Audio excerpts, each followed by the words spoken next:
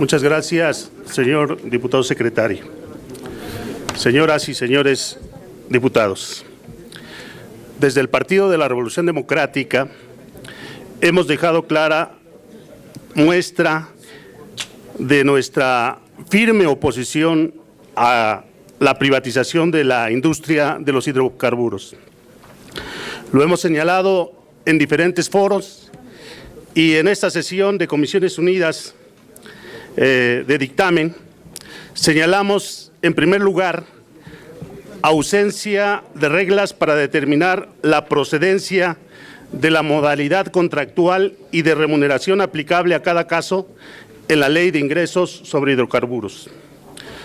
Una de las cuestiones más graves del dictamen por el que se expide la Ley de Ingresos sobre Hidrocarburos y se reforma y adiciona y deroga diversas disposiciones de la Ley Federal de Derechos y la Ley de Coordinación Fiscal, es la ausencia de mecanismos para determinar de manera objetiva y transparente las diferentes hipótesis en que se procederá una u otra modalidad contractual y uno u otro mecanismo para remuneración aplicable en cada caso. El esquema propuesto pretende que la burocracia de la Secretaría de Energía y la Comisión Nacional de Hidrocarburos contará con toda la libertad para determinar modalidades de contratación y pago de cada uno de los contratos a adjudicar. Dicho margen de flexibilidad permitirá que la burocracia podrá convenir libremente con los contratistas las modalidades que permitan asegurarles una participación por encima de lo aceptable y justo en el negocio petrolero, a cambio, por supuesto, de una propina como Estila, Walmart u otras transnacionales. Esta situación se traducirá en el hecho de que cada contrato podrá ser diferente de los otros.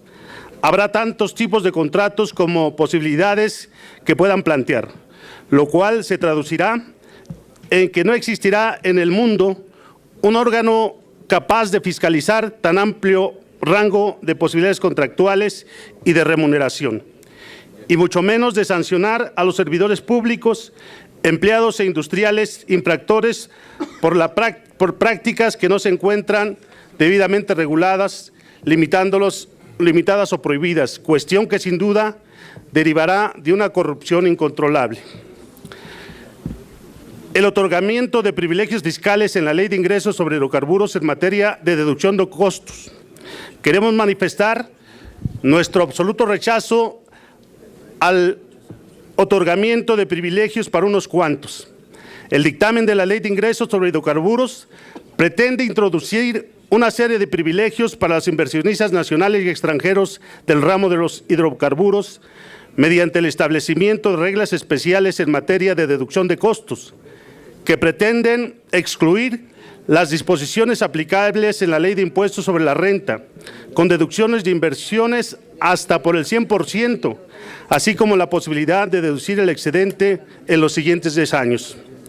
Resulta increíble que año con año las autoridades del Servicio de Administración Tributaria acudan a esta soberanía con su propuesta de reformas fiscales bajo la supuesta pretensión de reducir los llamados regímenes especiales o de excepción.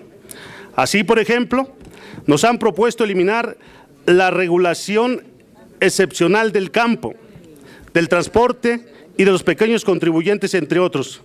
Pero ahora, sin ningún recato, pretenden hacer lo propio para sus amigos, los grandes capitalistas nacionales y extranjeros. La supuesta participación de las diferentes dependencias y entidades del Ejecutivo Federal y los llamados testigos sociales en favor de los propietarios en la Ley de Hidrocarburos no son garantía de nada.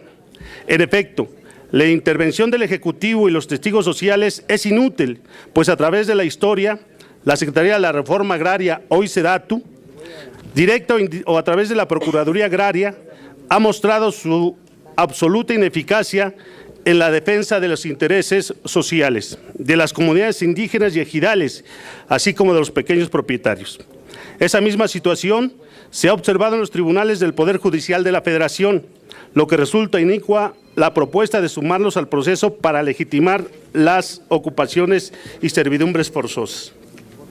Por tal motivo, es necesario considerar la existencia de un ente autónomo del gobierno y de las grandes inversionistas, con capacidad de representación activa en defensa de los intereses indígenas, comunales, ejidales y privados, incluso mediante acciones colectivas en la materia, de tal suerte que se asegure una asociación equitativa y ágil para asegurar la mejor distribución equitativa de la riqueza nacional.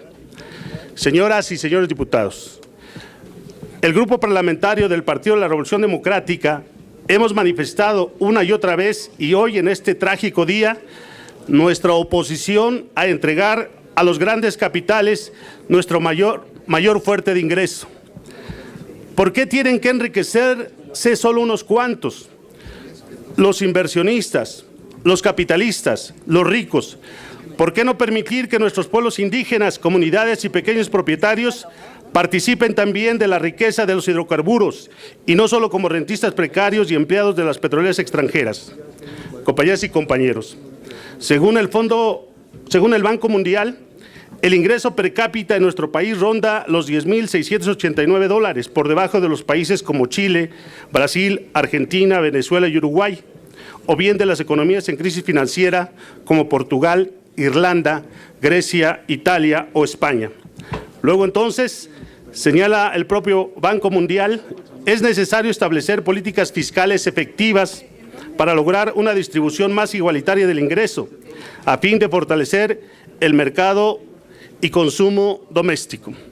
Señoras y señores de la derecha, los que se ufanan ser padres de esta reforma y padrastros de esta contrarreforma de privatización, ¿cómo moralmente, social y políticamente justifican con estas reformas privatizadoras el enriquecimiento de hombres como Slim, Larrea, Bayeres, Salinas Pliego, Gonda de Rivera, Arámbula Zavala, del Valle, Arango Azcárraga, Peñalosa, que tienen ingresos del orden de los 1.5 y 2.3 millones de dólares diarios?